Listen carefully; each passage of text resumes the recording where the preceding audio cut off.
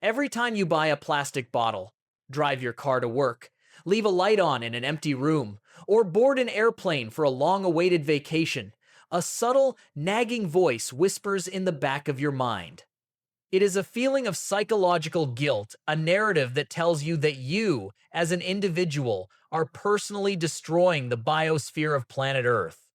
You are told that the global climate crisis is the sum of 8 billion individual bad choices, and that if you simply recycle more, eat less meat, and calculate your personal carbon footprint, humanity can heal the atmosphere. It sounds noble, empathetic, and logical. But if you strip away the polished green marketing campaigns and trace this concept back to its true origins, you will discover one of the most brilliant, deceptive public relations, psychological operations in industrial history. Your carbon footprint was not created by environmental scientists trying to save the planet. It was engineered in 2004 by Ogilvy and Mather, an elite public relations firm working on behalf of the petroleum titan British Petroleum BP. Why would a oil megacorporation spend over $200 million to give you a tool to measure your environmental impact? Because they faced an existential crisis. The industrial machine realized that if global outrage focused on fossil fuel cartels, public policy would dismantle their multi-trillion-dollar oil fields. To survive, they needed a scapegoat. They needed to shift the moral burden, the accountability, and the blame away from the corporate balance sheet and place it firmly onto the shoulders of the individual consumer. They didn't solve pollution. They successfully weaponized your empathy. To understand the sheer scale of this psychological illusion, you have to look at the cold, unyielding mathematics of global energy consumption. The carbon footprint campaign succeeded because it exploited a fundamental human flaw: our inability to intuitively comprehend massive industrial numbers. Everyday citizens were nudged to feel profound guilt over leaving a LED light bulb turned on for an extra hour or using a plastic straw at lunch. But if you run the raw data through an environmental supercomputer, the reality is devastating. The top 100 fossil fuel producers on Earth are responsible for over 70% of all global industrial greenhouse gas emissions since 1988. A single transatlantic flight on a commercial jet burns more fuel than an average individual driver will consume in years of daily commuting.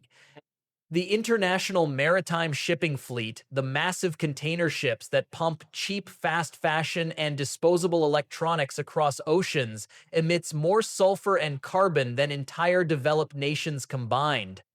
Yet, the system engineered a reality where you are shamed into lowering your home thermostat by 2 degrees, while megacorporations receive billions in government subsidies to expand offshore drilling operations.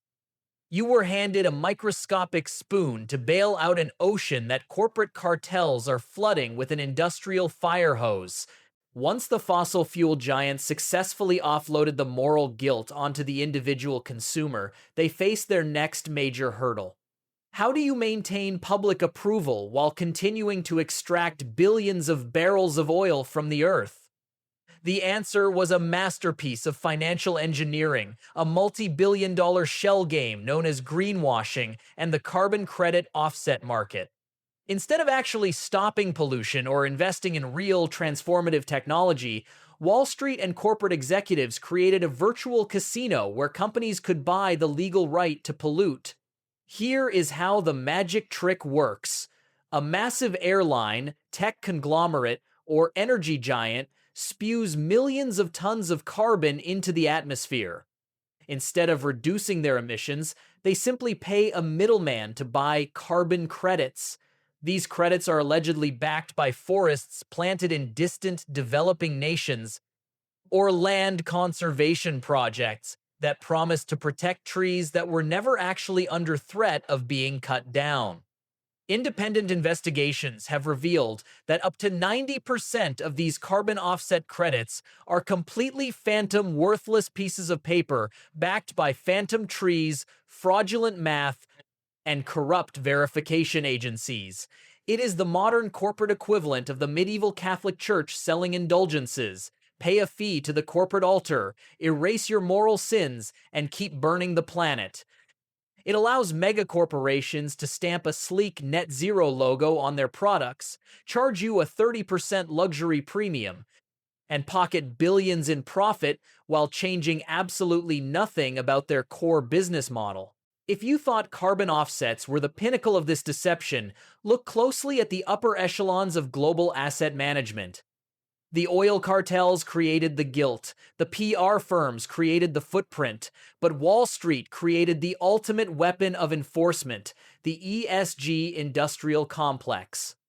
ESG, standing for Environmental, Social, and Governance, was marketed to the public as a revolutionary, ethical scoring system designed to direct global capital toward compassionate, sustainable corporations.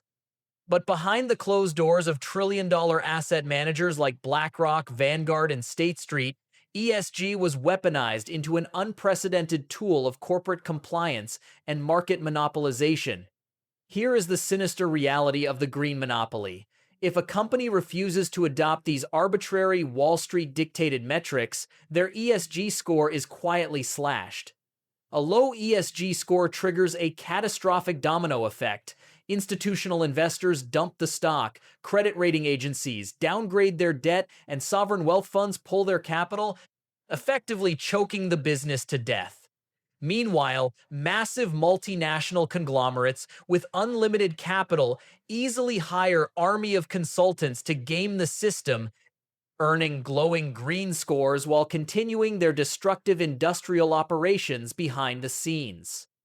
ESG didn't save the environment. It built a private financial cartel that decides which businesses are allowed to survive in the modern economy, wiping out small competitors and locking the global market into an artificial, highly controlled green monopoly. When a multi-trillion-dollar system is engineered to weaponize your empathy, shame your daily existence, and line the pockets of corporate cartels under the guise of saving the planet, passive acceptance is a form of surrender. But the cracks in this green facade are widening into an irreversible collapse. Across the globe, a massive intellectual awakening is taking root. Humanity is beginning to look past the slick PR campaigns, the fraudulent carbon offset credits, and the authoritarian ESG mandates to see the raw mechanical truth underneath.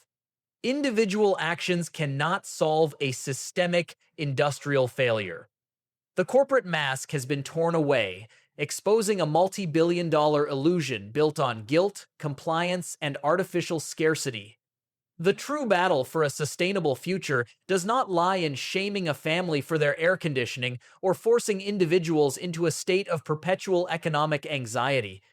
It lies in dismantling the institutional monopolies, demanding absolute transparency from energy mega cartels, and breaking the financial chokehold of Wall Street asset managers. You are no longer bound to carry the moral burden of industrial titans. Reject the engineered guilt, demand real systemic accountability, and reclaim your cognitive independence. The deception has been completely exposed, the green curtain has fallen, and the power to demand truth is finally back in your hands.